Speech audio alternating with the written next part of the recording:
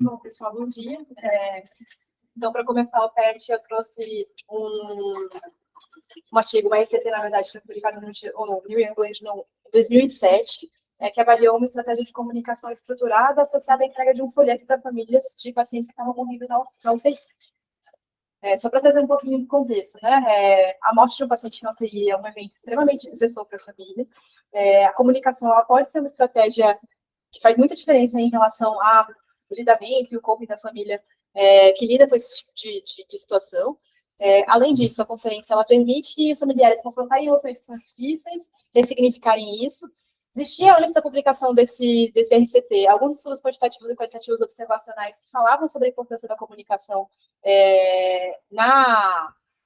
no lidamento do luto, mas nunca tinha sido avaliada aí por meio de RCT uma estratégia mais fundamentada e, enfim, né, estruturada em relação a essa conferência familiar, o que isso poderia ter de impacto. Então, a pergunta que os investigadores fazem é se a realização proativa de uma conferência familiar estruturada com folheto sobre luto poderia reduzir sintomas de estresse, depressão e ansiedade de familiares e pacientes morrendo na UTI. É uma RCT que foi conduzida em 22 UTIs na França, entre maio e outubro de 2005. A população era bem extensa, então o único critério de inclusão que eles levavam em consideração era que pacientes, os quais os médicos assistentes da UTI acreditassem que iriam morrer nos próximos dias. E eles excluíam pacientes que eram menores de 18 anos ou cuja família não tivesse fluência em francês, porque para a coleta dos desfechos, esse era o idioma em que eles eram contatados através de consultas telefônicas. A intervenção, então, era feita através de uma conferência familiar proativa, então todos os pacientes que eram randomizados para a intervenção tinham essa conferência, que acontecia de acordo com diretrizes que eram publicadas por um dos autores, a gente vai falar um pouquinho mais para frente, mas baseado nesse mnemônico velho. E, além disso, os familiares recebiam uma espécie de panfleto ao fim dessa conferência, e ele explicava exatamente o que tinha nesse material também. Esse é o mnemônico com base no qual essa conferência ela era estruturada. Então, passava por valorizar e apreciar o que os familiares do paciente falavam, reconhecer suas emoções, ouvir, tentar fazer perguntas que fizessem a equipe entender quem o paciente era como pessoa e elucidar qualquer pergunta que os familiares tivessem aí a fazer para a equipe médica. O grupo controle eram as interações com os pacientes familiares, conforme o cuidado usual praticado em cada UTI. É importante falar que todas as UTIs elas faziam parte de uma espécie de um consórcio, em que comunicavam-se entre si, e eram UTIs em que era prática fazer pelo menos 3 conferências familiares com datas específicas. Então, antes dessa reunião estruturada, tanto no grupo controle quanto no grupo intervenção, as famílias já tinham passado por 3 conferências familiares, pelo menos. Uma no início da discussão da UTI, e as seguintes, o terceiro e o quinto dia.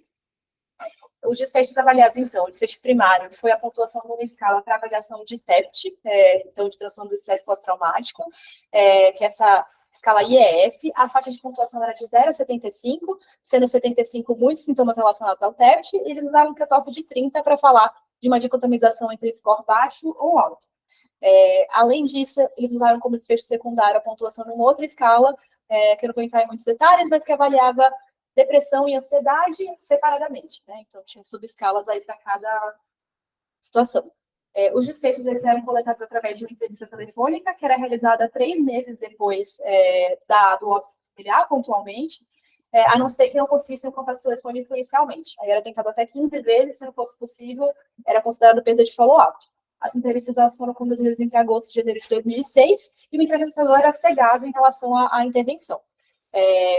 Eles calcularam aí o tamanho amostral com base em dados de estudos anteriores, hipotetizaram que haveria uma redução de risco de sintomas de TEPT em 30%, e para detectar uma diferença significativa, calcularam uma amostra necessária de 100 famílias, 50 em cada grupo. Incluíram um pouquinho mais, então 132 pacientes, contando que talvez houvesse aí uma perda de follow-up. Então, no total foram avaliados 132 pacientes, 6 famílias declinaram, ficaram 126, foram randomizadas 63 para cada grupo, e houve um pouco aí de perda de follow-up pela dificuldade de contato telefônico. No grupo intervenção, um paciente não morreu, e nesse caso não era feita entrevista e coleta de dados. olhando um pouquinho para as características do baseline, então, eram pacientes que tinham por volta aí de 70 anos, cerca de 40% deles nos dois grupos tinham uma performance estável ruim, as razões de internação eram diversas, iam desde insuficiência respiratória até PCR, insuficiência renal aguda, com SAPS médio de 60 nos dois grupos. Em relação aos familiares, a maior parte eram do sexo feminino, então, aí ele descreve o sexo masculino por volta de 30%, então 70% mulheres, e a relação com o paciente era diversa, mas principalmente filhos e cônjuges. Indo para os resultados. Aqui são algumas descrições em relação à adequação, em relação à retirada ou limitação de suporte. Então, a maior parte dos pacientes, a família relatava que havia tido a decisão de parar com terapia de suporte avançado, isso nos dois grupos, mas no grupo intervenção, era mais frequente que as famílias expressassem, que conseguiram expressar seus desejos e que conseguiram expressar os desejos do seu familiar que estava falecendo. A presença de enfermeiros era mais frequente no grupo intervenção também, nas reuniões familiares.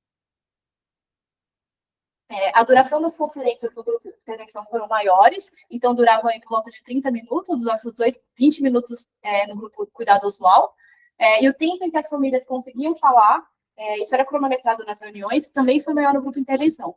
Elas falam por volta de 13 minutos, enquanto no grupo controle 5. A impressão dos médicos assistentes ou enfermeiros que acompanhavam aí a reunião, no grupo usual, as famílias, elas relatavam mais sentimento de culpa, e a impressão dos médicos do grupo intervenção é de que as famílias reportaram mais no grupo intervenção, conseguiram expressar melhor suas emoções. Em relação à decisão consciente, já dado de coleta de prontuário, né? Todos os pacientes tiveram limitação de suporte orgânico, sendo que a retirada ativa de suporte foi mais frequente no grupo de intervenção. Então, foi mais retirada de ventilação mecânica e também vasopressores. Indo para os desfechos que eram programados, então, em relação à escala IS, que era aquela escala para avaliação de TEPT, houve diferença entre os grupos, então, no grupo de intervenção, houve uma pontuação menor, ou seja, as famílias estavam menos expostas a sintomas de TEPT. Na escala para avaliação de depressão e ansiedade, também. Um outro dado que ele trouxe é que no grupo de intervenção, era menos frequente que os familiares dos pacientes estivessem recebendo algum tipo de droga psicotrópica no contexto do luto. A conclusão, então, a estratégia utilizada aí da intervenção, que foi uma estratégia proativa de conferências familiares estruturadas, com a entrega desse folheto sobre o luto, em comparação com a prática usual das unidades, resultou em diminuição de sintoma relacionado a TEPT, 3 meses após o óbito dos pacientes. Esse foi o desfecho primário, mas pareceu haver uma diminuição também nos sintomas de ansiedade e de depressão. E aí eles discutem algumas razões pelas quais isso possa ter acontecido, ficou um pouquinho desconfigurado, mas foram encontros na intervenção mais longos. Isso permitiu que os familiares tivessem mais oportunidade de conseguir falar, expressar e entrar em contato com as suas emoções. Tinha uma maior percepção de suporte na tomada de decisões, então com maior nível de culpa, e maior propensão a aceitar metas realísticas de cuidado. É isso.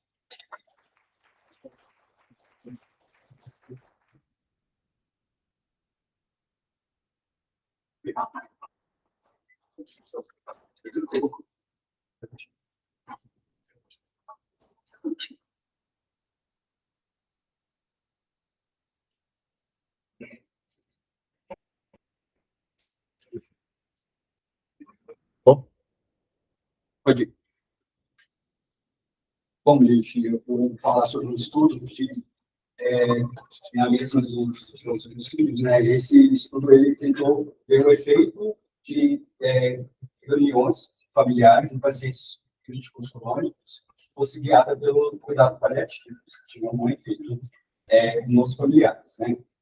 Então, introdução, assim, paciente crítico crônico, então é definido como paciente que tem um insuficiência aguda, né, e que precisa de ventilação crônica, outros terapias de suporte de vida, sem perspectiva de melhora ou perspectiva de morte em dias a semanas, né? A gente sabe que o paciente que é crítico crônico, ele tem uma subida no ano de 32% e 55%, a maior parte das vezes ele vai precisar de cuidado institucional e teve um custo de 35 milhões em 2009 nos Estados Unidos. Tipo, nos familiares, já mostrou no estudo da Camila, sabe que tem repercussões relacionadas à ansiedade, depressão, questão do estresse pós-traumático.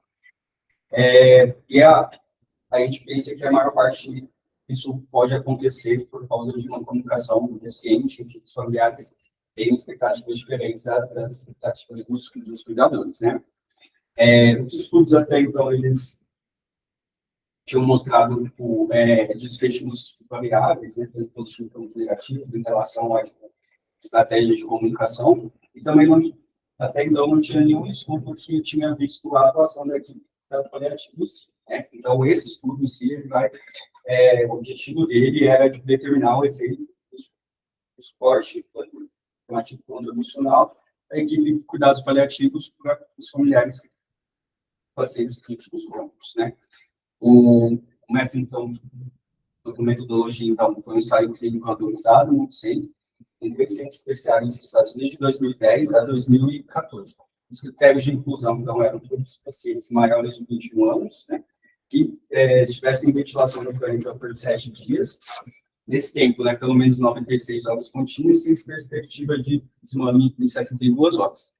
E aí, aqui eu deixei os critérios de exclusão, então, se a família não estava disponível, se já tinha tido ventilação mecânica no próprio hospital, se já tinha sido admitido na UTI, ou se tinha doença neuromuscular. Então, tipo, de todos os pacientes, eles pegaram 1.865 pacientes para ver se eles tinham critérios de inclusão e exclusão, né, e definiram que 366 estavam elegíveis, né. Esses 366, então, eles foram divididos entre o grupo de intervenção e o grupo controle. O grupo de intervenção, então, era formado, tinha um time de esporte, né, que poderia ser composto por médico, enfermeiro e profissional do serviço social especializado no cuidado paliativo. E eles faziam 2 reuniões, no mínimo, né, para fornecer o suporte informativo e emocional. E a primeira 7 dias após o início da ventilação mecânica, né, e a segunda pelo menos 10 dias depois da reunião. E o controle tinha um cuidado usual em que os intensivistas poderiam fazer uma das reuniões de teste, mal ou muito mal. E eles poderiam também pedir uma consulta formal da equipe de paliativo, se eles achassem que fosse necessário, né? Então, aqui, tinha uma entrevista com os familiares, com os pacientes pré-randomização, né? E aí, depois disso, os pesquisadores eram cegados para qual grupo que olhar os pacientes pertenciam, e tinha uma nova entrevista após a segunda reunião, e uma outra entrevista com 90 dias, que é onde eles iam olhar o desfecho, né? Então, o desfecho primário, né, essa escala que a me mostrou, né, que ela é composta por subescalas de depressão e ansiedade, né, e elas pontuam separadamente. E, no final, soma as duas, né. Os desfechos secundários, então, essa outra escala que ela também mostrou, que é uma escala para medir sintomas de déficit, né, e ela é dividida entre sintomas intrusivos, excitatórios e educativos. Aqui no estudo, eles tinha um valor acima de 33, seria o diagnóstico de transtorno de estresse pós-traumático, e acima de 24 e até 33 seria só sintomas de déficit, não seria um diagnóstico certo, né? E acima de 37, eles comentam até que esse valor poderia até suprimir a resposta imunológica dos pacientes. Então, alto que está. Aí, outros desfechos secundários que eles usaram, então, ainda focado na família, né? Então, são 3 escalas que eles usaram para avaliar a qualidade da comunicação, né? E também avaliaram os desfechos focados em pacientes, então, sobrevida, mortalidade, dias de ventilação mecânica, dias na UTI, dias no hospital, e se tinha alguma restrição de cuidado e suporte, né? Análise, então, eles fizeram um cálculo que eu mostrei também anteriormente, eles viram que para detectar uma diferença de 1,5 na média do CAPS, com um poder de 90% e uma margem de precisaria de 150 familiares para cada lado, né? A análise dos scores, então, eles usaram um modelo hierárquico, né?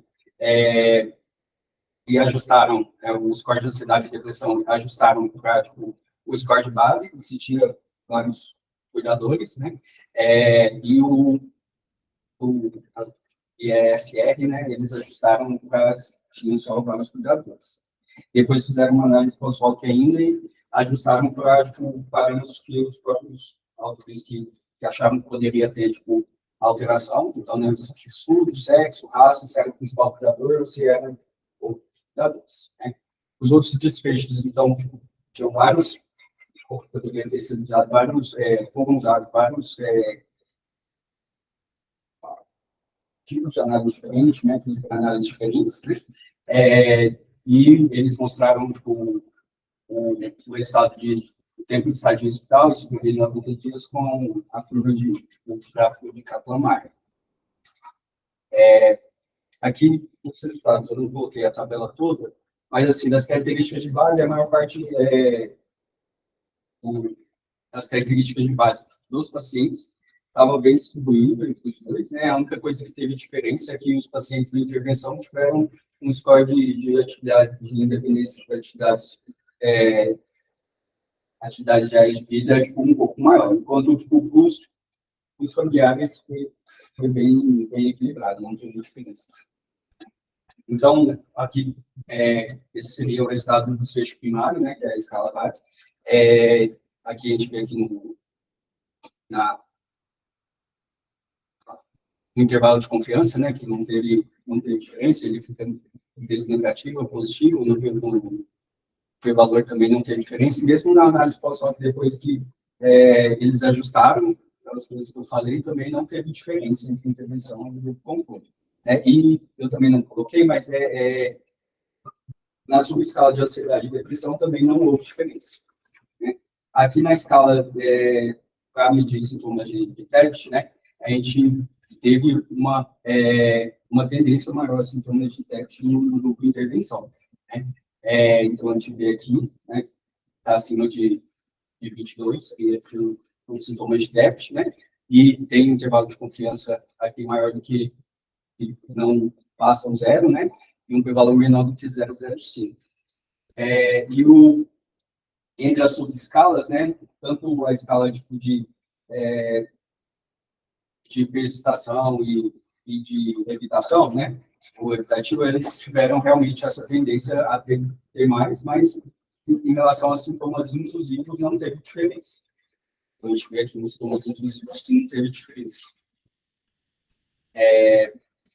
Aí aqui, esses são os desfechos dos pacientes, né, relacionados ao paciente. Então, a estadia no hospital também não teve diferença e a sobrevida em 90 dias também não teve diferença.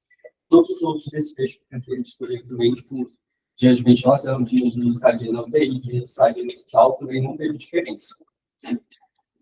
Aqui, essa tabela é sobre aqueles scores da qualidade de comunicação, né? Não teve diferença também entre os grupos, né? Mas a gente nota que os dois grupos eles saíram muito bem, tiveram uma pontuação praticamente alta. Então, não houve diferença na melhora da ansiedade, da depressão, quando o grupo de intervenção, né, aos 3 meses, e houve uma tendência maior a sintomas de TEPT no grupo de intervenção. E também não houve diferença nos desfechos, né? Então, o autor ele coloca alguns pontos, porque ele acha que não teve essa diferença, né? Sendo pela lógica, a gente achar que ia ter, né? E, então, aquilo dos familiares terem tido um alto grau de percepção de que a qualidade da comunicação foi efetiva e no controle, então, pode ter mascarado então, o efeito do grupo de intervenção, né? Além disso, eram poucas visitas de intervenção, eram no mínimo de 12, né? Então, a equipe do cuidado paliativo não tinha muito, não estava muito envolvida no cuidado do paciente.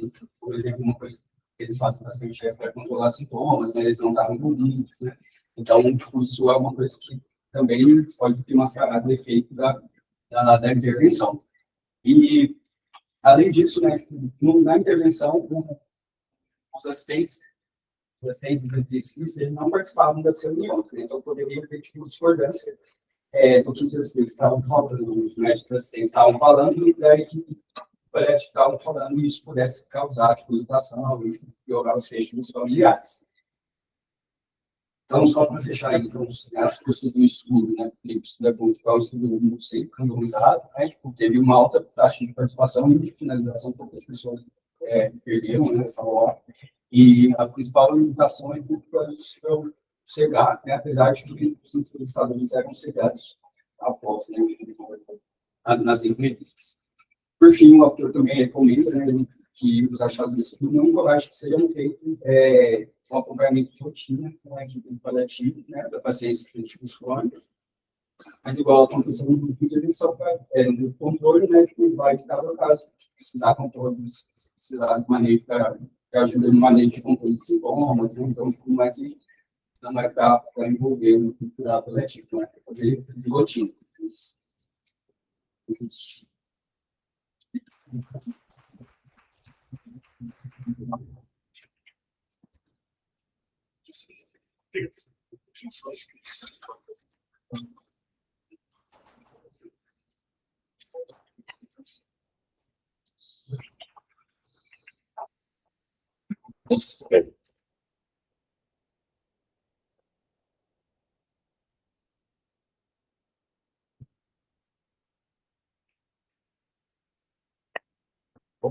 Oi?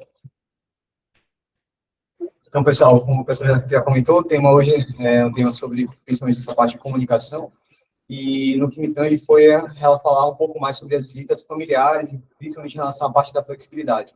Será que é melhor para o familiar? Será que é pior para o médico? Se vai ter alguma diferença? Então, esse é o trabalho que a gente vai falar, foi um trabalho brasileiro, feito pelo BRICNET, que é o ICU Visits Trial.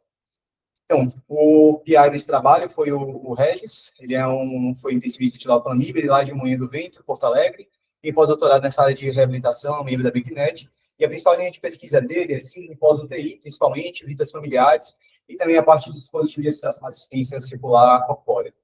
Então, primeiramente, a visita flexível já é recomendada nos guidelines, né, principalmente das principais sociedades, e eles falam que eles podem contribuir com a prevenção de delírio, de estresse dos pacientes, sempre trazendo como contraponto que, às vezes, uma visita estendida pode promover uma desorganização do cuidado e, às vezes, até um burnout dos profissionais de saúde que associados ao cuidado de campo à noite, sempre 24 horas por dia.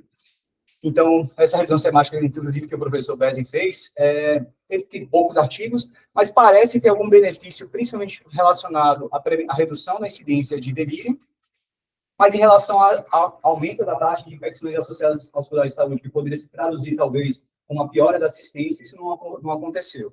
Então, talvez, assim, será que, usando, então, uma política familiar flexível na UTI, ou seja, com mais de 12 horas por dia, comparado com uma estratégia restrita de 1h30, será que isso reduziria a quantidade, a incidência de delírio nos pacientes que estão internados? Então, além disso, avaliando a percepção também dos familiares e dos profissionais de saúde. Então, isso foi um estudo legal que comparou multifacetário essa visualização. Foi um estudo multicêntrico, é um estudo em cluster, que foi randomizado, controlado no P-Label e que incluiu alguns cenários de pacientes.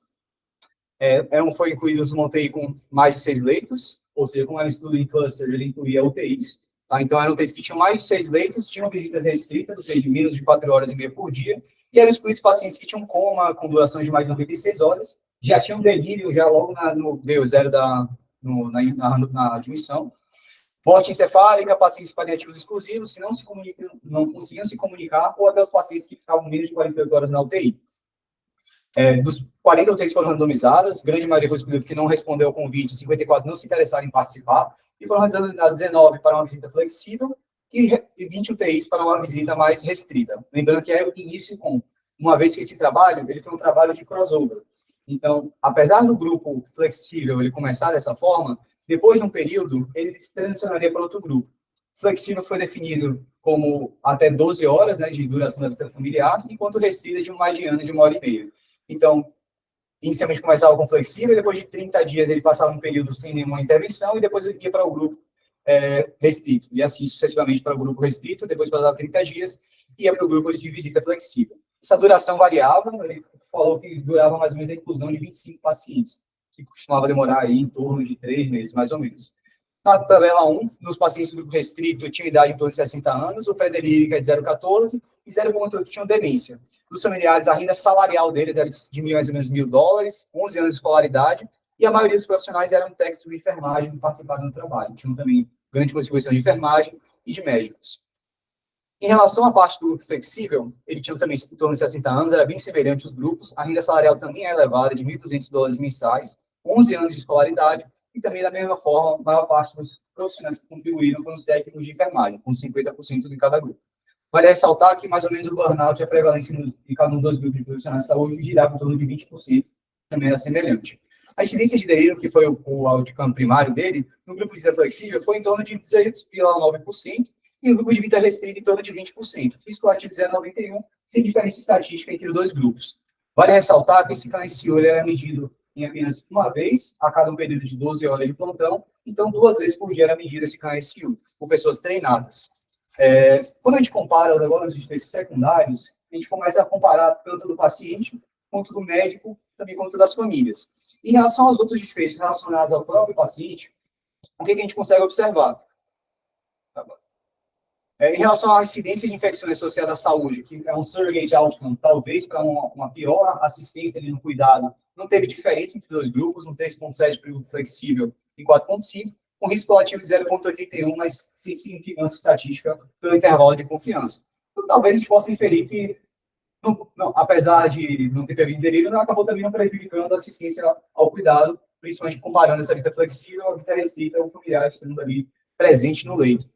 Em relação aos outros também medidas em relação ao paciente, tanto parte de tempo de internação em UTI, quanto tempo de duração de ventilação mecânica e mortalidade, a gente não encontrou nenhuma diferença. Mortalidade sem diferença estatística entre os grupos, tempo de internação em UTI semelhante, mais ou menos 5 dias, também nenhuma diferença. E agora em relação aos familiares, foi feita também a escala RADS, que é a escala que já foi apresentada, e nos familiares, os grupos de vista flexível, eles tiveram uma pontuação menor na escala em comparação ao grupo de vista restrita. 6 pontos no grupo de vista flexível e 7 pontos no grupo de vista restrita. Com um PL menor que 0,01 e a diferença absoluta foi menos de 1,6 aí de diferença de escala. Mais uma vez, vou trazer até uma provocação que seria uma diferença numérica e uma diferença realmente clínica, de fato. Né? Comparando também agora, além da ansiedade, agora também a parte de depressão dos familiares, o que a gente consegue observar? Não teve uma diferença estatística também, de mais ou menos 1 ponto na escala do grupo fazendo uma visita flexível, parece ter uma pontuação menor de depressão nesses familiares, com também significância estatística. Quando a gente compara agora também a satisfação dos familiares entre os dois grupos, por essa escala da satisfação, o que a gente consegue ver? Engraçado, não sei o que significa assim, então foi escala de satisfação mesmo. A diferença entre os grupos foi bem estatisticamente significante, uma diferença de 13, mas não sei se, novamente ressaltando, é uma escala que vai até 172 pontos, que de fato uma pontuação de 13 na diferença absoluta faz alguma diferença clínica também. Em relação agora aos profissionais de saúde, na incidência de burnout, o grupo flexível teve 22% de incidência de burnout, enquanto o grupo restrito, 24,8%. Apesar do risco relativo tender a favorecer o grupo flexível, não teve diferença estatística entre os dois grupos. Talvez, pelo tempo de segmento do trabalho, isso não tenha ficado muito claro para a detecção do burnout e até também por métodos que a gente tem para fazer esse diagnóstico. O trabalho deixa muito claro a forma como ele fez isso, e só de vocês lembrarem do baseline, já mais ou menos 20% de cada um dos grupos dos profissionais de saúde já tinham essa condição. Então, o que a gente pode entender de tudo isso? Um paciente internado em uma UTI com política de familiar flexível parece não ter uma incidência de delírio, quando comparado à estratégia tradicional de visitas hoje em dia restritas, porém parece ter uma maior satisfação dos familiares, sem aumentar a insatisfação da equipe profissional e também da assistência profissional, como a gente viu também em relação ao surrogate outcome de infecções aos cuidados de saúde. Quando a gente vai para os pontos do trial, a primeira coisa, a gente tem a probabilidade de pré-teste mais baixa, uma vez que os estudos prévios eram pequenos, de baixa qualidade, como a gente viu na revisão do Bruno. A probabilidade de pré-teste dos resultados, talvez subestimada, a gente viu que tinha uma diferença em delírio que a gente observou quando juntava aqueles dois trabalhos, nesse a gente não identificou. Foi um estudo em crossover, de cluster, então talvez, por ser uma conduta cultural, talvez esse período de 30 dias que eles ficaram para transicionar de um grupo de intervenção de outro no UTI, apesar de o desfecho do profissional de saúde não ter sido avaliado, é inevitável que você acabe contaminando o seu jeito, dependendo da UTI que você foi da estratégia que você iniciou, né? Em relação ao desfecho do delírio, ele só foi medido uma vez no controle de 12 horas. A gente sabe que o delírio é uma condição flutuante, então talvez a gente não tenha conseguido identificar o delírio se a gente medir uma vez só no plantão de 12 horas. Uma mudança numérica talvez seja diferente de uma mudança clínica, mas de um ponto no score é estatístico, mas talvez isso não seja, de fato, uma diferença clínica importante. E a elevada escolaridade das rendas familiares, vale ressaltar que a maioria ganhava mais de $1.000 por mês, acho que não é a realidade na maior parte do Brasil. E a perspectiva também, além do paciente, nesse trabalho. Então, ele não traz só desfecho centrado no paciente, talvez a família estando do lado e tenha toda a dinâmica da UTI, então, nos próprios familiares, nos profissionais que estão prestando cuidado, e no paciente, e o trabalho teve uma boa estratégia de treinamento de cada uma das pessoas que participaram do trabalho, teve um protocolo muito bem descrito.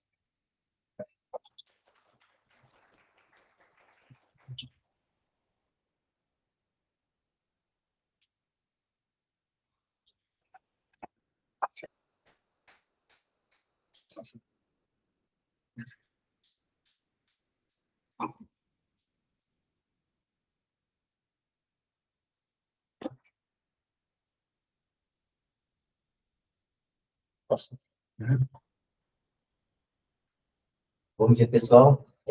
Dando continuidade, eu vou apresentar essa apresentação do artigo do Cosmic Trial. Foi um estudo que visou analisar uma estratégia de suporte para familiares, dividida em 3 passos, de pacientes que estavam falecendo na UTI. Então, qual que é o contexto do estudo? Como já foi citado nos outros artigos, e na própria prática diária, a gente vê como os familiares eles sofrem diante da internação de uma pessoa querida na UTI. E aí a gente começa a pensar em estratégias para diminuir esse sofrimento dos familiares. E aí a pergunta que o estudo fez foi, se a gente adotar uma estratégia de comunicação sistematizada, baseada em 3 passos, com intervenção da equipe médica e da enfermagem, a gente consegue reduzir esses sintomas de depressão, ansiedade, de estresse pós-traumático dos familiares? E aí, para responder essa pergunta, foi feito o seguinte desenho do estudo. Então, ele foi aberto, multicêntrico, em 36 UTIs na França. Ele foi realizado entre 2017 e 2019. Ele também foi randomizado por cluster, então, cada UTI ou ia ser só, cada centro ou ia ser só grupo controle ou só grupo intervenção.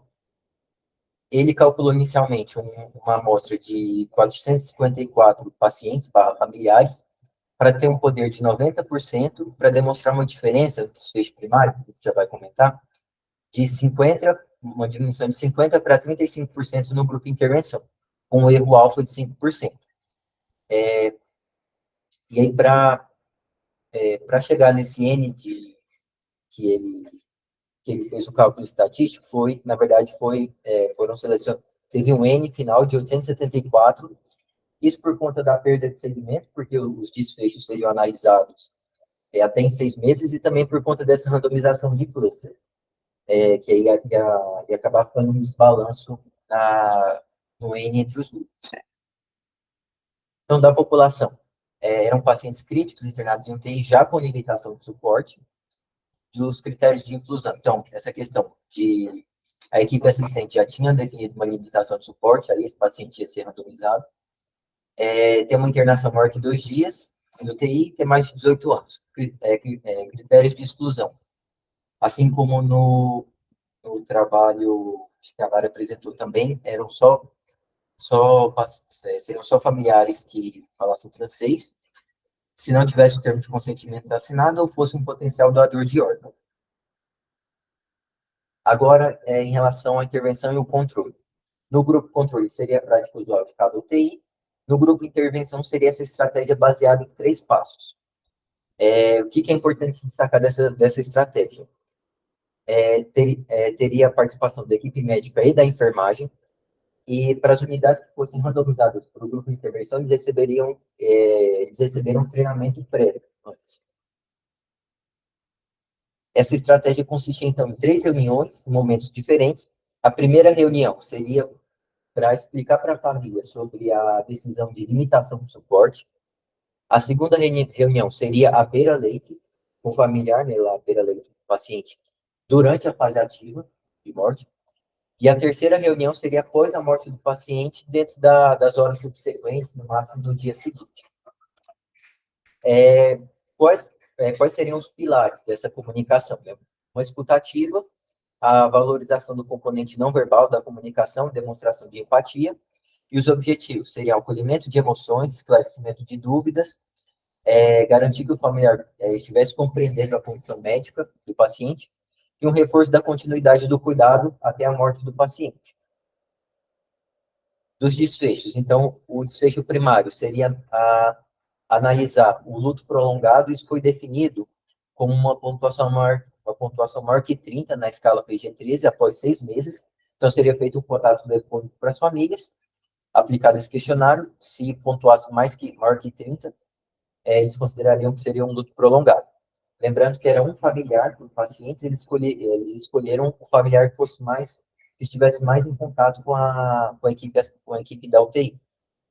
Dos desfechos secundários também seriam analisados por escalas, mas outros componentes, né? A experiência dos familiares, a qualidade de morte, satisfação com a comunicação após um mês e sintomas de ansiedade, depressão e estresse pós-traumático nos meses seguintes. Agora, já olhando para a população, em relação aos pacientes, o que eu gostaria de chamar a atenção? A média de idade era em torno de 70 anos, o tempo de internação na UTI foi de 7 a 8 dias, isso por conta desse perfil, que eram pacientes escolhidos já quando tivessem limitação de suporte.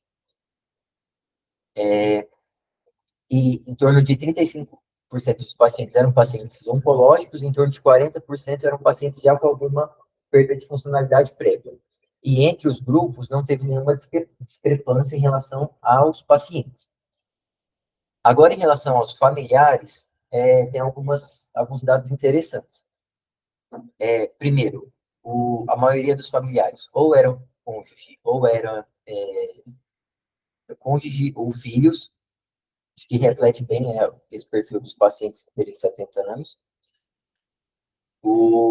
Os familiares, eles tinham um bom suporte familiar, então nessa escala de 0 a 7, sendo 7 muito bom, os familiares, em média, pontuaram 6, então eram famílias com bom suporte social. O que teve diferença entre as famílias foi em relação à escolaridade. No grupo intervenção, os familiares eles tinham uma escolaridade mais alta que no grupo controle. Acho que essa é a única diferença que chama mais atenção entre os grupos, que no grupo intervenção, os familiares tinham mais escolaridade que no grupo controle. Agora, olhando já para os desfechos, no desfecho primário, que era aquela avaliação de luto prolongado pelo PG-13 em 6 meses, teve uma diferença entre os grupos. No grupo intervenção, teve uma incidência de luto prolongado de 15%, no grupo controle de 21%. Essa diferença foi uma diferença, então, de 6%, estatisticamente significativa, com segmento de 79%. Então, não foi o que eles tinham estimado, que seria 50% do grupo controle diminuído para 35% do grupo intervenção, mas teve essa diferença, de 21% para 15%. Quando a gente olha para a média do PG-13, aí já não teve tanta diferença, foi 23 contra 23 pontos contra 20. Mas se a gente olhar aquele corte de 30 pontos, a gente encontrou essa diferença de 6%, favorecendo o grupo intervenção. Agora, olhando para os desfechos secundários, a gente também tem resultados que favorecem o grupo intervenção. Então, em relação a uma experiência ruim durante a fase de fim de vida, ou qualidade de morte, satisfação no atendimento, isso na análise após um mês. Todas foram positivas em relação ao grupo intervenção, e aí na análise em 6 meses de sintomas de depressão, ansiedade, estresse pós-traumático, também foi menor nos familiares do grupo intervenção. Então, a gente tem tanto o desfecho primário quanto os secundários tendendo a mostrar um benefício no grupo intervenção. Com esses dados, os autores concluem, então, que essa estratégia de abordagem das famílias em 3 passos, com a equipe médica e a equipe familiar, ela foi eficaz em reduzir sintomas de luto prolongado. E da parte da discussão, só algumas limitações que os autores pontuam, é que, apesar de ser um estudo multicêntrico, foi realizado só na França, e só entre familiares que falavam francês, então tem um componente cultural, quando a gente for pensar em validação externa. Uma coisa que o Tani já tinha comentado, ele encontrou diferença nas escalas, que era estatisticamente significativa. A gente não sabe se isso é clinicamente relevante, principalmente para PG-13, que é uma escala nova, ainda não tem essa definição de qual a diferença de pontuação seria significativa, mas, de toda forma, chama a atenção que todos os desfechos tenderam a favorecer o grupo de intervenção. Teve uma perda de segmento também, ao final, em 6 meses. Era de 79%, então teve uma perda de 21% do follow-up. A randomização foi por cluster, então pode ser que tenha um viés em relação aos centros, já que no mesmo centro a gente não teve um grupo controle e grupo intervenção. Um centro ia tudo só para o grupo controle e a sua intervenção. Embora os autores comentem que eles fizeram uma análise de subgrupo, uma análise pós-op de subgrupo, estratificando para os centros, e eles não encontraram uma diferença. Outra questão também é que esse estudo ele foi feito já num momento muito peculiar, que era quando já tinha sido definido uma limitação de suporte. E pelo próprio perfil de pacientes, a gente viu, né, já era 70 anos, uma boa parte já era doente oncológico, ou estava com uma perda de funcionalidade. Não englobou, por exemplo, o perfil dos pacientes críticos crônicos. Até porque o tempo de internação foi de 7 a 8 dias. E, por último, o grupo controle, ele ficava livre, então não teve uma homogeneidade, a gente não sabia exatamente com o que a gente comparou. A gente só tinha essa bem definido que seria o grupo de intervenção. É isso, obrigado.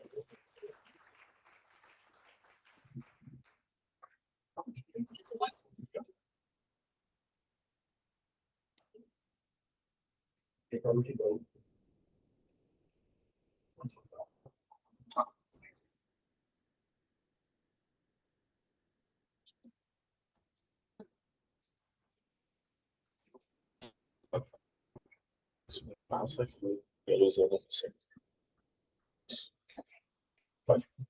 Esse primeiro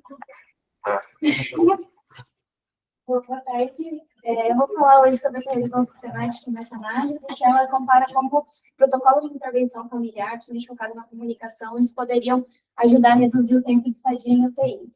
E desses protocolos, na linha do que a gente já vinha falando, eles falam muito da parte de comunicação familiar, como a gente interage com a família. E aqui pensando também na comunicação como um dos pilares da confiança do paciente, das famílias, no cuidado que a gente tem na UTI. Nesse artigo ele coloca alguns principais componentes que as famílias referiam como confiança, então aqui a gente tem comunicação, as atitudes interpessoais, benevolência, honestidade, que de certa forma todas elas combinam para como a gente está interagindo com essa família e como isso vai impactar, então, nos desfechos psicológicos que a gente abordou aqui, no tempo de estadia de UTI, na morte do paciente e no próprio cuidado dele. E apesar da comunicação ser importante nesse contexto, a gente não faz uma comunicação muitas vezes muito efetiva. Eu trouxe 2 artigos, então, esse primeiro, que mostra que cerca de metade dos familiares dessa UTI avaliada, eles não compreendiam o diagnóstico, o tratamento ou o prognóstico dos pacientes.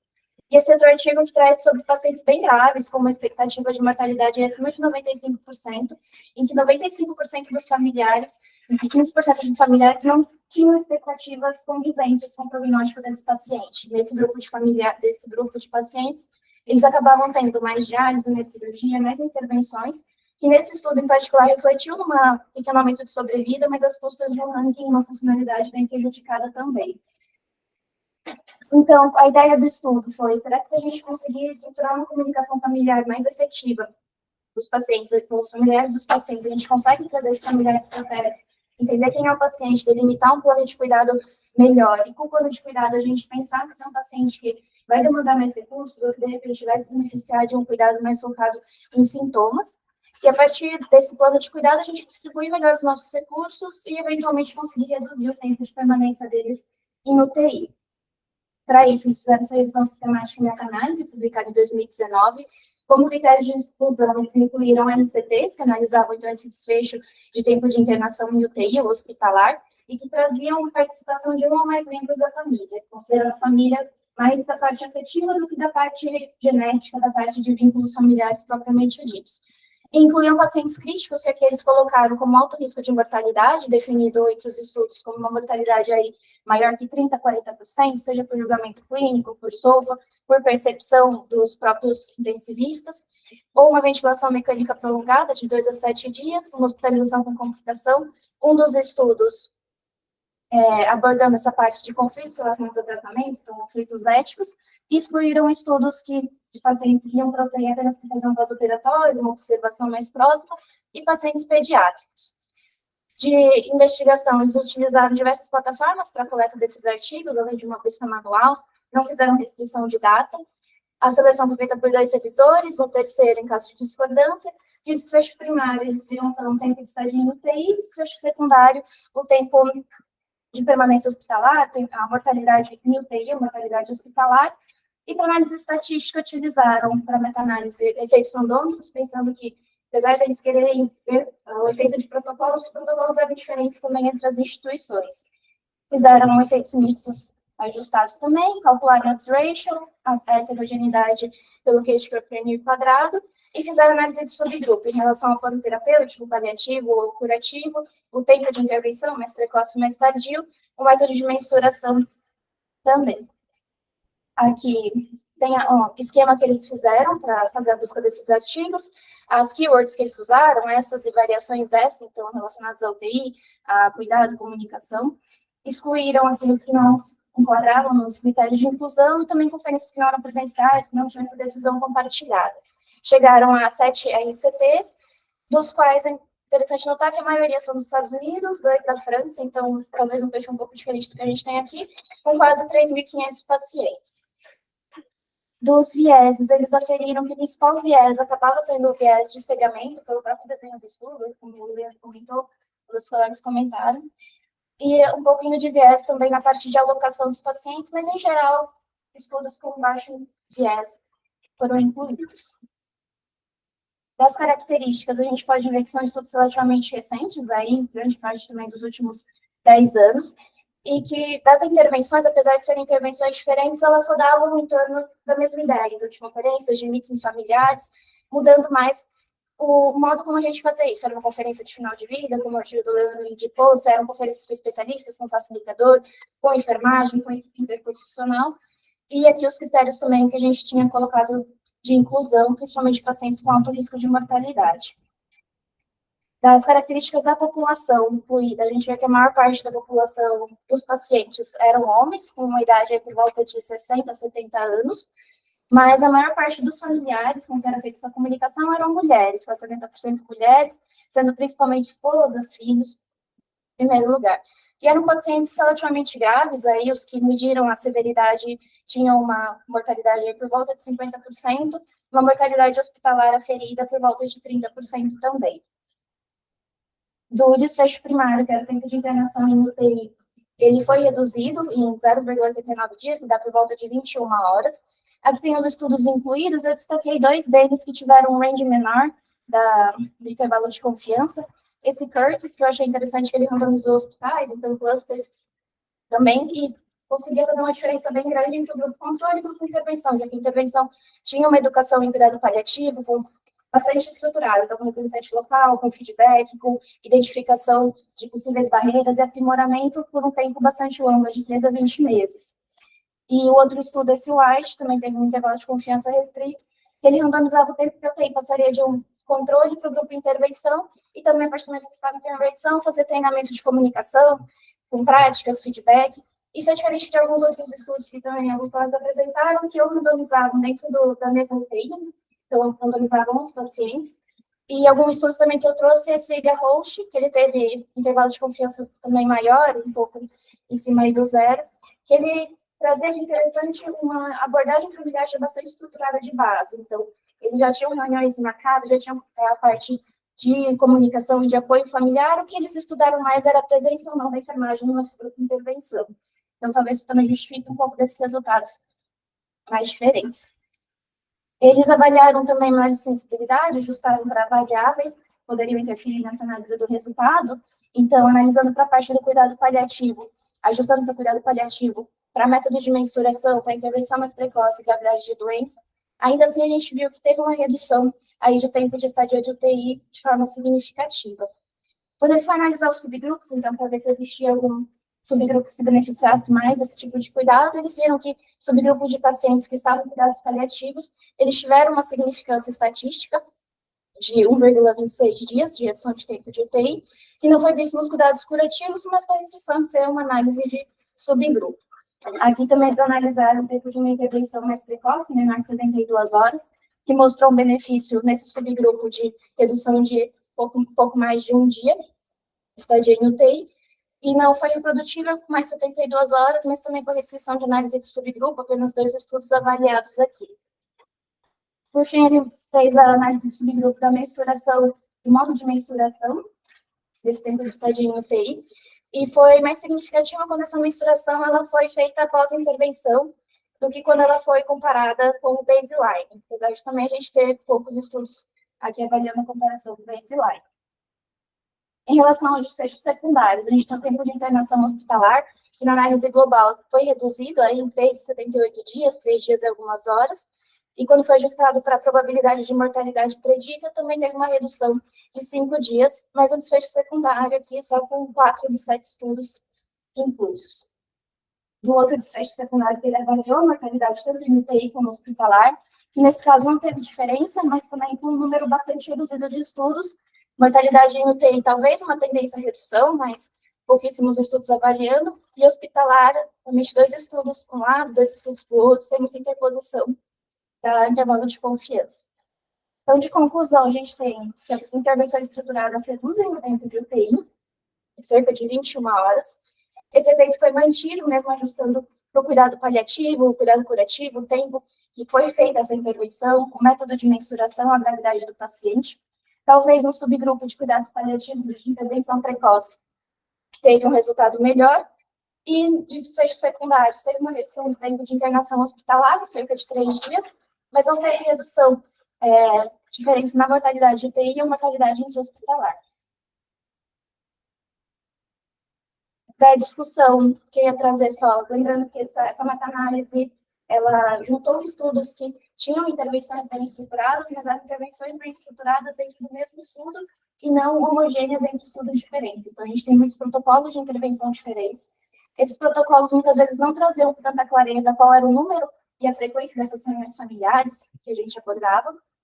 E também o questionamento em relação ao grupo controle, que era bastante heterogêneo entre os tipos de estudo, e muitos traziam como cuidado habitual, mas cuidado habitual, de repente, dos Estados Unidos, da França, não é um cuidado habitual que a gente vai ter aqui, e o cuidado habitual talvez tenha alguma interferência a partir do momento que a gente faz uma randomização no mesmo UTI, depois de ter o treinamento dessas pessoas. Então, talvez a randomização da mesma UTI, isso interfira na forma como você vai lidar com o paciente, ainda que esse paciente não esteja alocado no grupo de intervenção, e porque é questão de recursos humanos. Então, muitas dessas intervenções, elas traziam personagens como mediadores, uma enfermagem, psicólogos, treinamento, que exigiriam um custo maior, exigiria pessoas a mais que talvez, em termos de recursos humanos, a gente não consiga ter de forma tão fácil.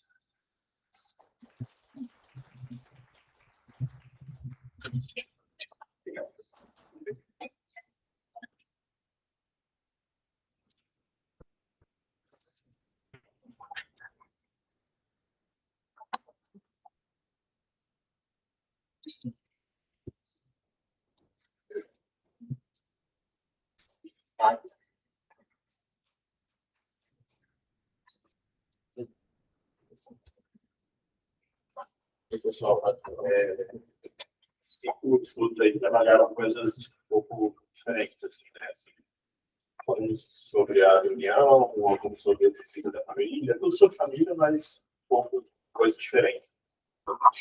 E aí eu acho que vale a pena a gente pensar daí, que o primeiro, eu acho que é legal a gente fazer uma coisa assim, uma frase, se cada um de vocês se apresentar puderem falar só assim, o que eu levo desse estudo em uma frase.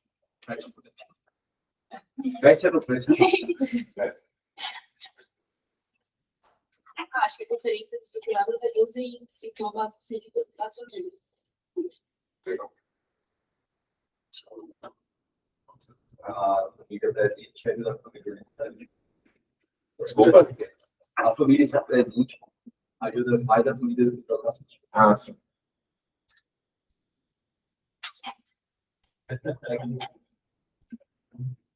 Eu acho que assim, a gente vê vários impactos dessas intervenções familiares. Eu acho que muitas coisas de benefícios a gente não vai conseguir medir tão objetivamente, sabe?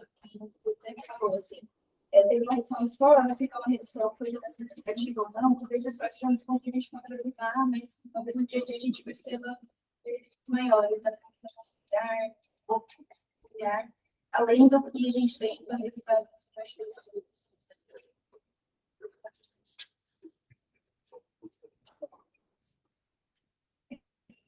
Eu acho que esse que eu trago mais no estudo aqui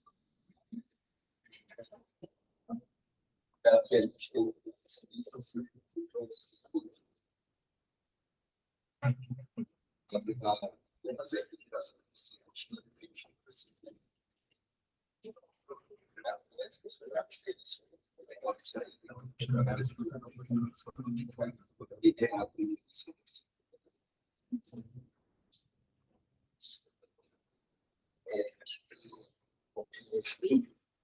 Vamos pensar em acolhimento familiar como método terapêutico.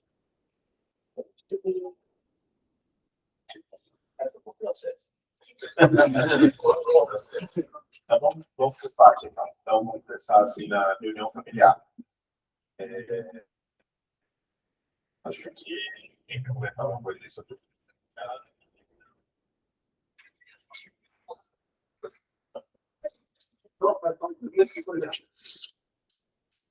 Acho bem rápido. Eu botei muito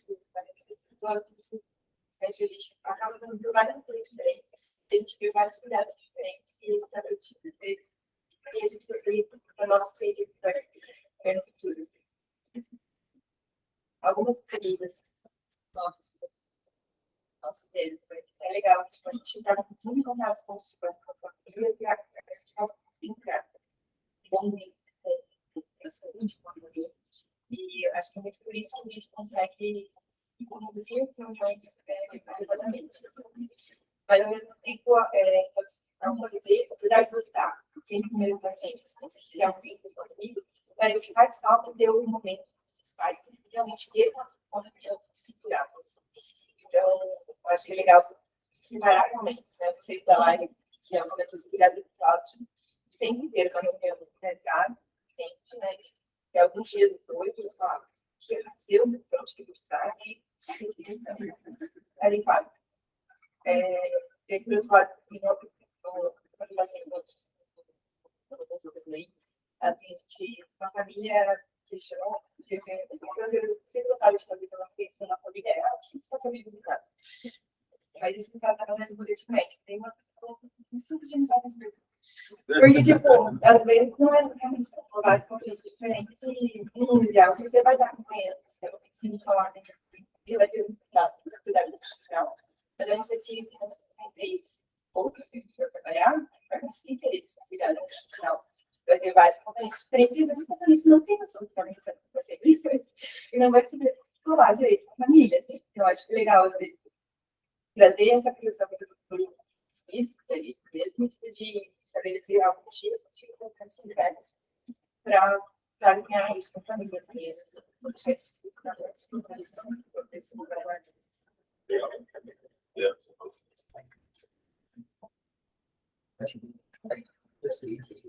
Vai me chamar a atenção agora, com seriedade, a presença da enfermagem.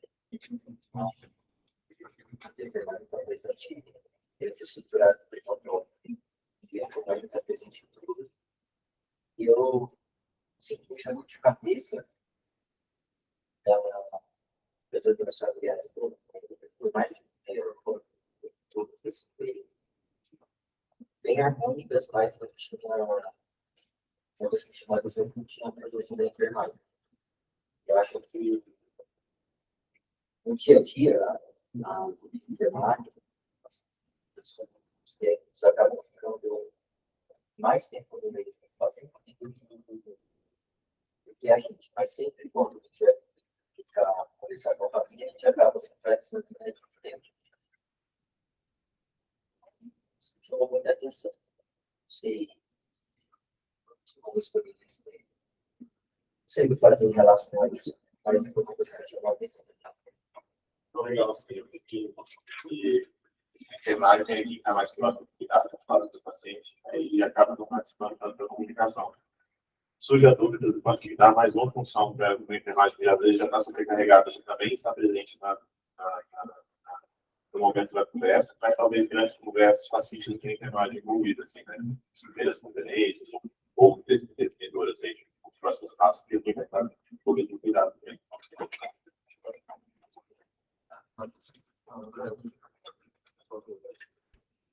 Teve um cuidado usual, naquela que você fez na França, que essas reuniões eram conduzidas pelo... Exceto a primeira reunião, que era na chegada, que era aquele médico que estava disponível, estava admitindo o caso, que o médico disse. Todas as outras eram feitas pelo médico do treino, que eu acho que tinha talvez um momento do dia que era feito para isso, assim, nesse momento, porque era o dia feito. Mas a comunicação diária, que era feita com as famílias, eram feitas pelos enfermeiros, que não acontece, isso eu imagino. É diferente das realidades.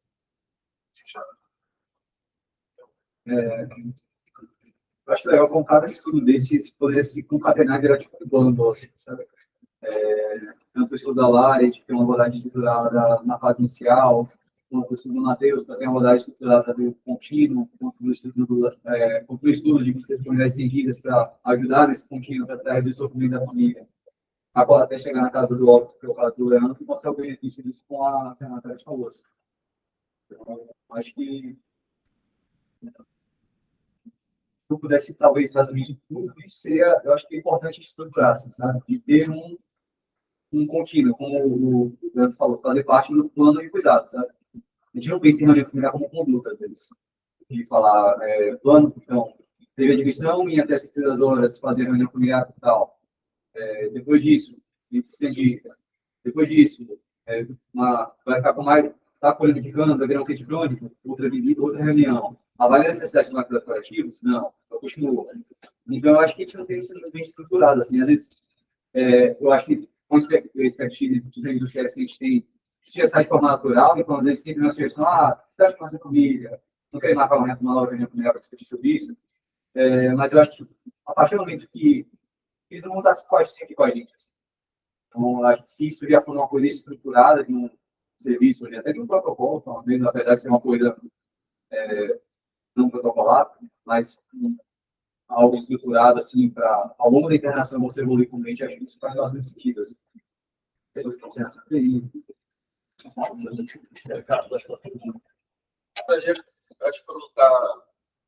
eu vou comentar dois pontos do primeiro da eu acho que no ideal a gente cuida do que vai tem uma realidade super limitada aqui, como tempo profissional, sobrecarregado, e eu acho que para ter essa parte da educação, a gente teria que crescer mais em outros aspectos e educação continuada, porque esse tipo de estrutural, a forma de comunicação também passa por você treinar as pessoas para passarem esse coletivo. Eu acho que pensei, depois você falou, talvez o meio termo adaptado para a nossa realidade, seria incluir a impressão da equipe de enfermagem. Então, é técnico, e enfermeira, tem de impressão do paciente, vê o que eles estão achando para também entrar na nossa impressão.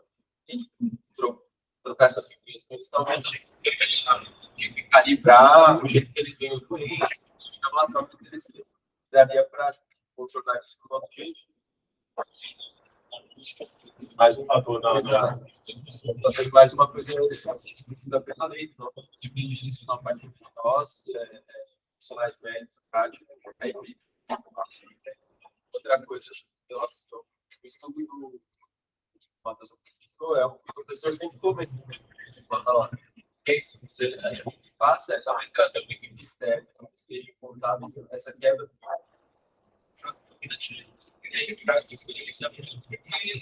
é isso, idealmente, a equipe não seria capacidade, acho que nós, quando você tem essa informação, fazemos isso, comunicação e isso. Eu acho que das UTIs que eu se das que eu trabalho fora, acho que mas se de alguma maneira acharia perto ideal pensando em sei lá, o Marcelo lá da GN também é um negócio que paciente queda, cara, a família já marca uma já conhece a família, fazer tudo de papel. Isso, fora, assim, de outros seis, é mais dependente da aplicação e a paciente hoje, mais dependente do motorista, dos diaristas, que são os fatores que passam por você. Você tem essa perda de vínculo, e daí, para você construir algo, para você tentar limitar suporte ou fazer uma abordagem de cuidados paliativos, aí você tem que especializar em chamar de cuidados paliativos. Acho que é importante da gente, sei lá, ter acho que é difícil também importar parte desses detalhes que são usados no contexto europeu para a comunicação dentro da nossa vida. A gente é, culturalmente, nós somos mais, a gente tem de são sócios, enfim, às vezes o paciente chega para a gente assistência ou falta de acesso ao serviço de saúde, daí você chegar e muitas vezes ficar com o paciente tem claramente uma, sei lá, às vezes essa se você estivesse deixando de cuidar do paciente no momento do momento. Acho que falta de comunicação as duas mais resultado, tanto em SUS quanto em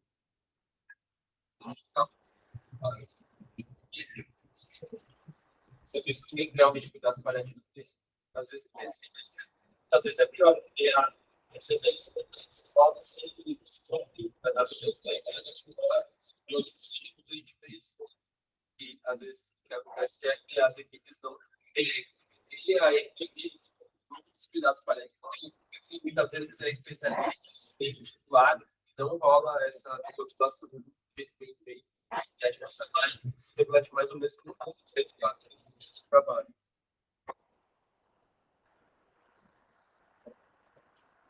E a gente faz isso de rotina, eu acho que a gente vai utilizar.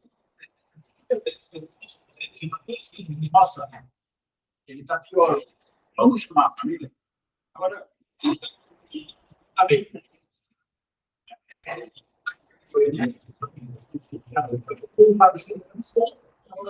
Ou alguma coisa assim. Mas ele tem que morrer. Então, a gente definiu, embora mostre que a gente definiu bater o martelo de entrou no UTI. Claro que você pode definir se esse cara é no D1 ou se esse cara é no D2, ou se esse cara é no D3. Mas a gente tem que obrigatoriamente definir que, olha, tem que ter um sanidade. Olha, no que ele está envolvido, quais são os riscos. Isso tem que ter no protocolo mesmo. Eu acho que isso é fantástico. Assim, a gente tem que colocar no protocolo e que tem que ter uma primeira sentada com a família.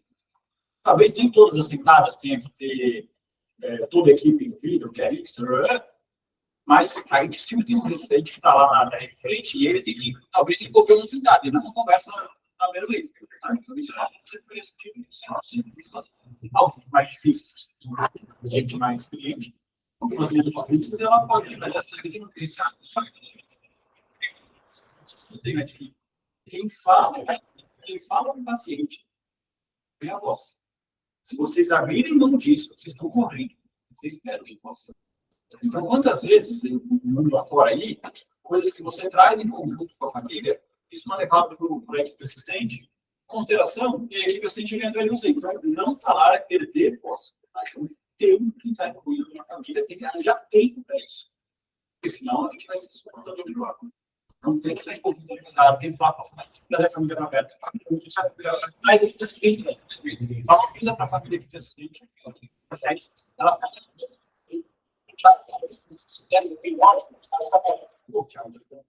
então, aí só um outro comentário que então, aqui, colocar vocês depois, como que vocês montariam o protocolo? As etapas de como o que vocês pensam em conjunto? E outra coisa da enfermagem,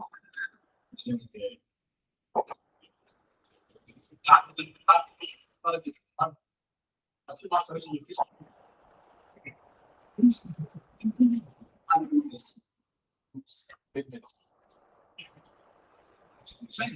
Se a gente nem abre o espaço, a gente supõe que eles não conseguem.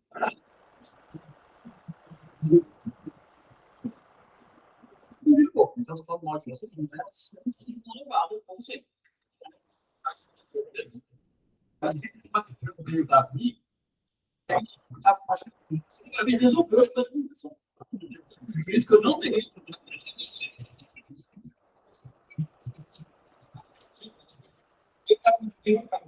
Eu até queria fazer aquela parte aqui.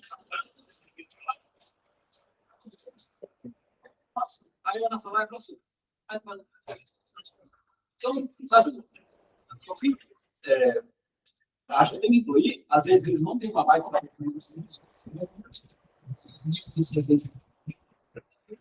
também. Isso, legal. Eu acho que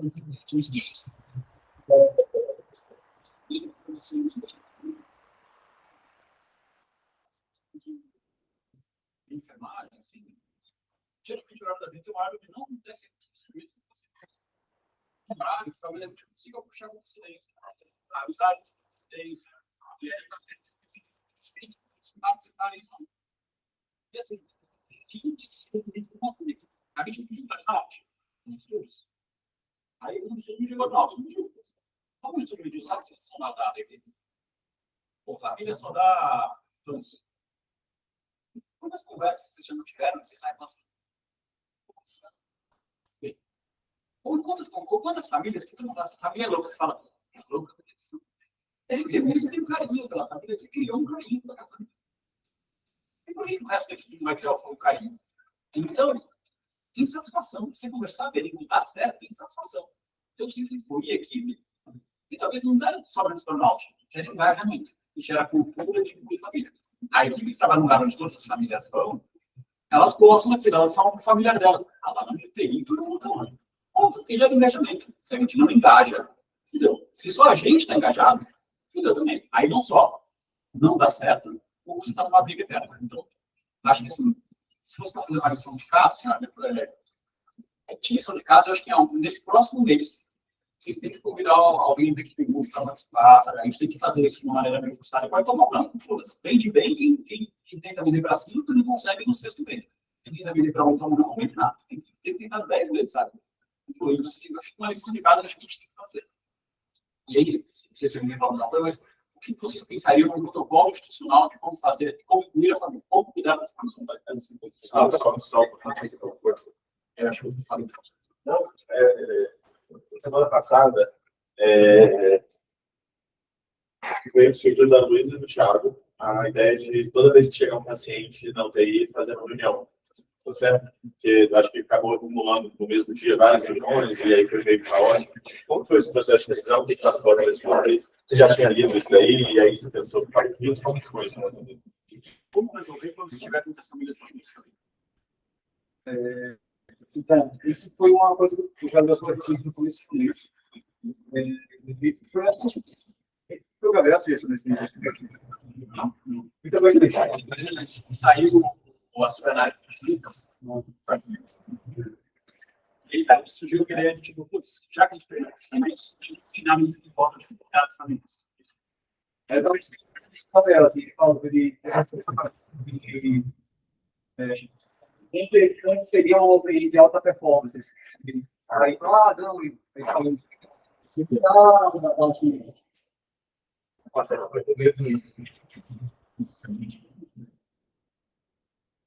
na parte cultural, e aí falou, mas é a família, assim. Eu nunca tinha me tocado que talvez a família fosse importante também para construir uma UTI de alta performance. Assim. E, ó, se você acha que tem um paciente que vai ficar mais de 72 horas, esse paciente você tem que chamar a família para conversar. Porque você consegue depois de cuidado e voltar a ter que ter UTI. Foi o estudo que aí, daí o que fez? A gente falou, isso é verdade, velho. A gente percebeu que estava mais incluído em coisas burocráticas ali, de gerenciamento, e com a família propriamente dita. Isso está incomodando aí a Luísa, assim, cara. A gente falou, Gabriel, você falou, aí falou, cara, então, qualquer doença você achar que vai ficar mais de 72 horas no TI, marca a renda familiar. Todos, né? Todos. Marca a renda familiar. Aí, o que é isso? É tirar, talvez, aquela UTI pós-op e não pós-op de vigilância 12 horas. Acho que é isso. Daí, a gente, assim, começou a fazer isso, né? Então, já tenho aqui uma semana aqui, 2 semanas que a gente começou a fazer isso para os pacientes internados na UTI, internou vários. Tá rolando bastante. Então, aí foi meio assim que o Pedro falou. Tinham 2 que tinham ficado no mesmo noite. Falou, putz, isso aqui tá morrendo. Então, esse aqui é D1 agora, a gente conversa amanhã, já sim. Isso aqui talvez vai um pouco mais, faz do D3. Isso aqui, putz, talvez a família seja pequena. Teve um dia que era 3 anos de pequeno, assim, putz. Aí jogou outra frente e falou, mas tem 2. Não. Mas dá pra trocar porque a gente sabe que essa família aqui é menor, então troca essa daqui junto com a outra aqui, que é uma família maior. E eu acho que, nossa, a satisfação das pessoas, tipo, a gente conseguiu rodar muito mais dentro. Assim, tive essa sensação perceptiva, assim, da gente. O cara que estaria agora, ontem mesmo, por exemplo, tinha um doente lá, muito ruim, com o vascular, e daí a gente falou, vamos realizar, ele passa assim, encaixotado, CIRS pós-op, sei lá o quê. Aí sentou na família, mas ele era o D1, né? Ele estava morrendo no D1. Aí sentou no D1 para conversar com a família, rapidamente passou, nossa, meu pai é diretor, gostava de independência, ele é questão que ele foi morar com a gente, ele gostava de morar sozinho, ele queria morrer, mas não queria cuidar das pernas, externas, até se despediu com a gente. Então, já mudou nossa percepção do D1, assim, sabe? Um cara que se a gente tivesse conversado com a família, ia ficar garibando lá, falei, se você tivesse zero,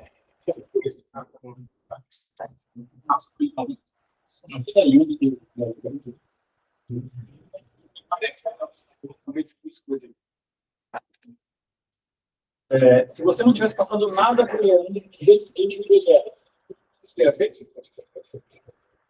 Tipo, se ele tivesse realizado. Aí você passa a dizer, ele tá aqui, tá com síndrome de create, choque, entendeu? Um cristalóide, nove, e aí, quando você viu, eu falo assim, Leandro, eu conversei com a família ontem, acho que isso não faz sentido. O que aconteceu? o que foi isso? Você falou, Não, tá bom. Então, o que você ganhou? Leandro, é uma pessoa difícil, mas o que você ganhou? Voz. Então, vocês ganharam voz. E vocês falaram com a família, vocês passaram a ter voz. E ninguém vai contra o que você falou com a família. Quem vai falar o quê? Não. Foram-se a família, por exemplo. Então, vocês ganharam voz. porque foi exatamente isso. Tipo assim, ela falou, eu não posso estar exame do paciente? Aí começou a criticar meia hora lá e tal. Essa parte corta, essa parte corta. Aí depois falou, não, ele seguiu toda a história, tá?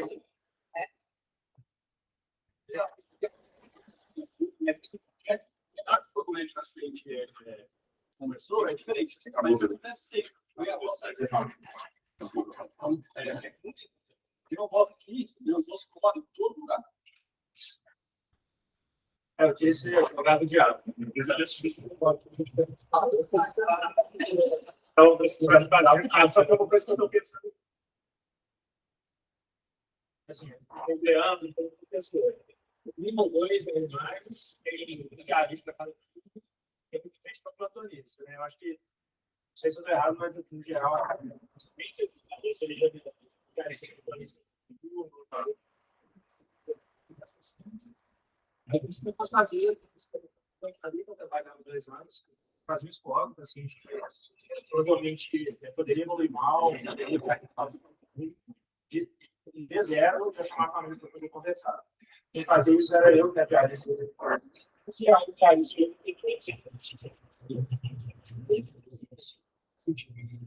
E é difícil, todas as coisas que eu tinha de angústia, saudade lá, é que se eu fosse entrar em duas partes familiares, eu não me referir na vida para familiar.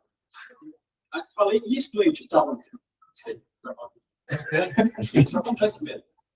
Mas aí entra a coisa de por que uma família conversa tem que ser sempre às 4 da tarde? Precisa. Aí se a família viu aí é horário de visita, você não pode convocar a família para amanhã e você vai ficar mais calmo. Por que você não pode ampliar e falar assim, conversa com você depois? Assim, por que uma vida um pouco para encaixar na nossa rotina? Por que você não pode mandar o presidente uma conversa mais calma e falar assim, olha, o que eu preciso de você? Eu preciso saber dos valores. Se o cara chega de uma coisa assim, gostoso, você na próxima, você tem que fazer isso. Esse tudo na pele, é perturbado, vai estar com as famílias. Se animar e ter uma família em casa, é isso. Você. Ok. Você.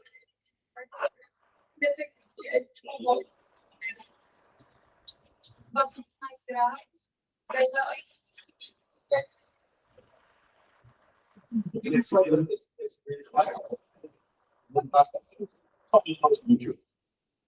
Eu gosto de ter. Nossa, não.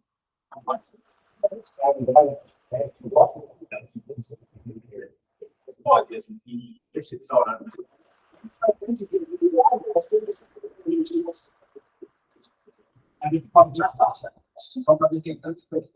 Agora, tem essa condição, você vai ter você não vai testar. Acho muito importante. Agora, realmente, onde eu já sabia por isso, só tem para trás. Mas ainda assim, talvez a conversa seja que com você entra no leite. Tem gente que está mais leve, está menos grave, você entrou no leite e a família está lá, se você não se responder nada, o leite é uma família que você percebe que já mais.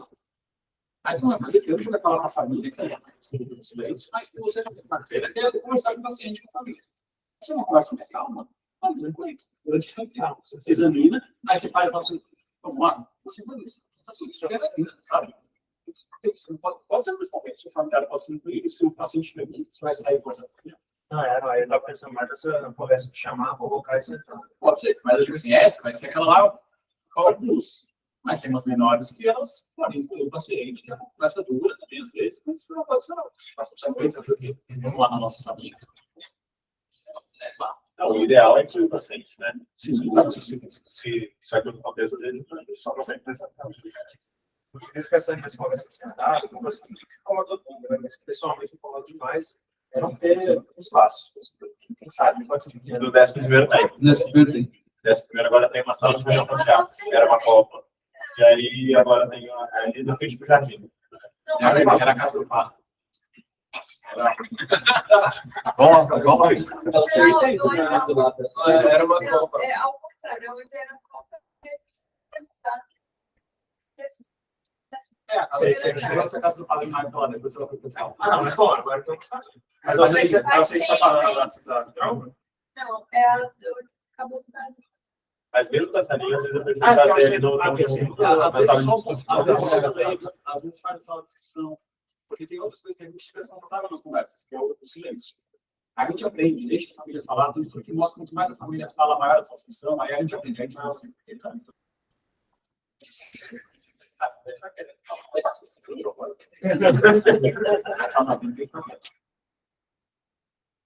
às vezes, a família ela escutar ou falar, ela tem que defender você, não é na primeira conversa que ela defende você.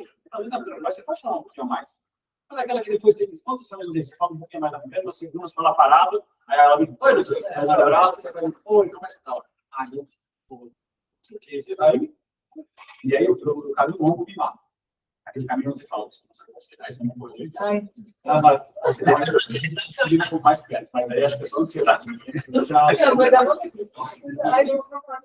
E a presença da múltiplas nas primeiras conversas, ele mostra para essa confiança importante, entendeu? Um negócio de equipe, não quem pensa assim, que ele quer estudar, E às vezes vai para o briefing com a objetivo. Acho que qualquer coisa, assim, você está todo mundo alinhado também. Tanto as equipes assistentes, quanto a equipe que trabalha. Não sei, acho que é uma coisa muito bom, né? Você tá onde finalmente ouve, parece que as pessoas aí têm muito poder. E daí, beleza, acho que aí realmente é puxada, porque tem muito número de qualquer pessoa que fez. Mas daí você vai para uma reunião familiar, você chama as pessoas que estão conectadas, sabe? Ó, nessa reunião foi falar isso, então, bastante assim, assado.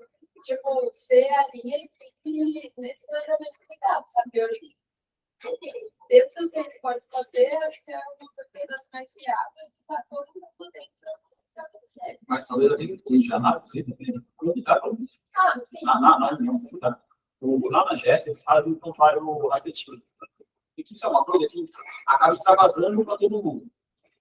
E talvez fazer um exercício. Deixa eu falar para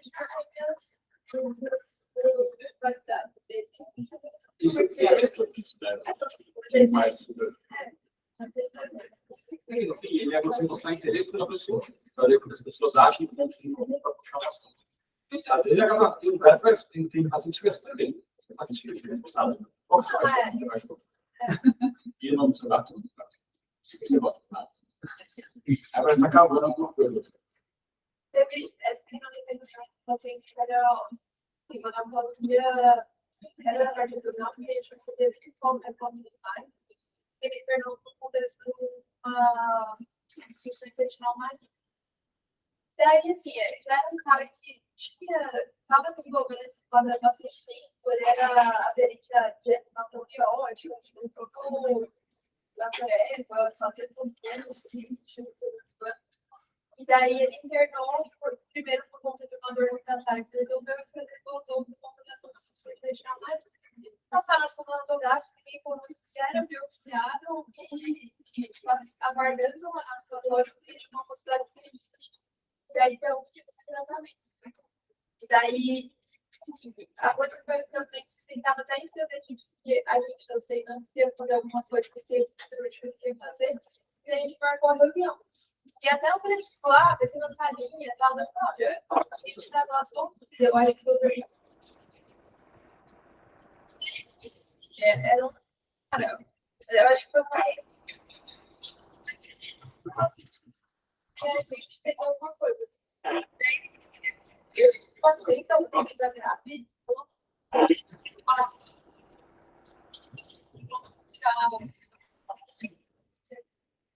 Ele até tentou uma frase.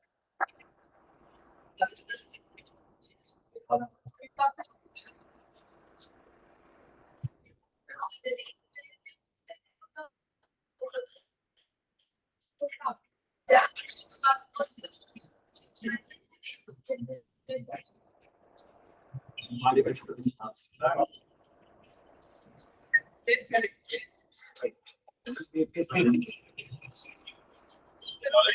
Agora a gente está indo do carro. As pessoas acham que tem que ver toda coisa mais.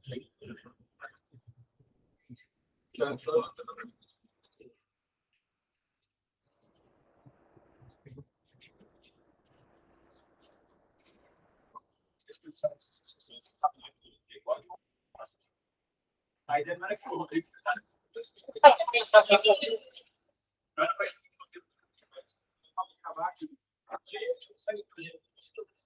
não acho que deixando de conexão de casa. Putz, tem que ter uma sustentabilidade, mas sabe, criar uma coisa de tipo. Nossa, tem que deixar o legal da equipe de tomar um não disso, tomar um cinco disso. Às vezes vocês vão chamar, muitas vezes aqui a gente fala assim, agora eu vou fazer isso. Você chega, às vezes pode chamar alguém, qualquer pessoa, não sei.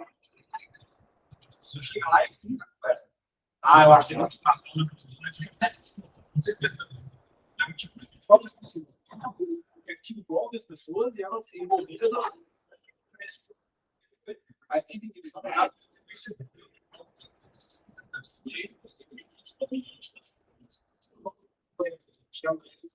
Você pensa a respeito. Se sentir a vontade de compartilhar no grupo, se mais deu certo ou não.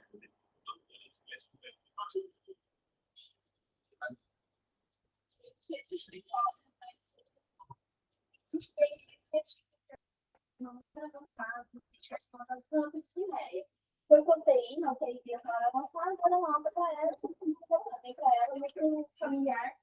E ela era super lúcida, e aí, essa ela falou, chega no dia seguinte, chamava super de informática, nossa, acho que eu da UTI, acho que eu tava melhor, mas eu tô melhor, sabe? E daí você dando um trabalho, assim, pra gente tentar não precisar de diagnóstico, a gente tinha ciência de gravidade. E eu sei que durante a semana eu fui trabalhando com ela, consegui fazer uma reunião com a enfermagem, com o filho, que a gente deu por contexto, de falar independente. Ela, o marido dela tinha uma ideia de podia ser alguma coisa útil, ela tinha uma visível na cama, mas ela tinha medo de que se ela fosse no hospital, ela ia ficar internada, ela podia sair pior, ou se fosse coisinha dela, tipo, assim, a gente estava piorando cada dia. Uma das pessoas ela vai muito falar que são dos netinhos de 6 anos, então ela não estava conseguindo ver ela teve essa frustração, sabe? Ela quer sair para ver ele. Se você vê que o paciente se não ia conseguir, sabe? Se tivesse uma pausa, e daí consegui fazer uma reunião com o netinho, fazer uma visita com o netinho. Daí no dia da visita, precisava levar ela para o jardim, que daí a gente precisava trazer, carregar ela para ela não se mexer mais na cama. Eu sei que não tinha cadeira, tipo, eu não conseguia levantar ela sozinha. A enfermagem era que nem ela falou hoje. Ela, dois professores para fortaleza, praticamente. Duas enfermagens para fortaleza. Eu sei que eles quatro piques para fortaleza. E eles, sim, eles pararam de ter um problema pesado, já tinha pensado na família, por isso que aconteceu, a gente tem que se apegar a coisa. Então, eu sei que o físico parou de lembrar que a gente veio falar. Sim, a gente veio hoje, a gente levar uma cadeira. Desenhei que eu fiz, eu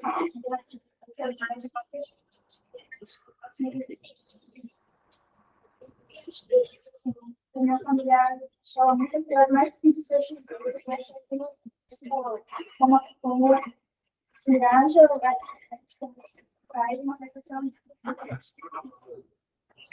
filha, mas que fica ciente do que a gente fica na hora, a gente fica muito Eles falam assim, cara, vocês estão em casa.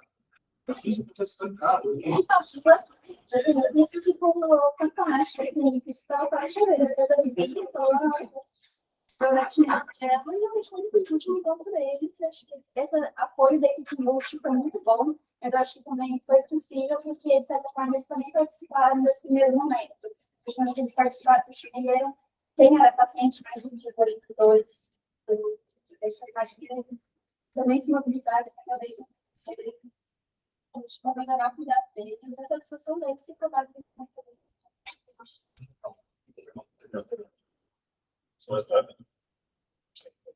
Vamos gostar também. Obrigado.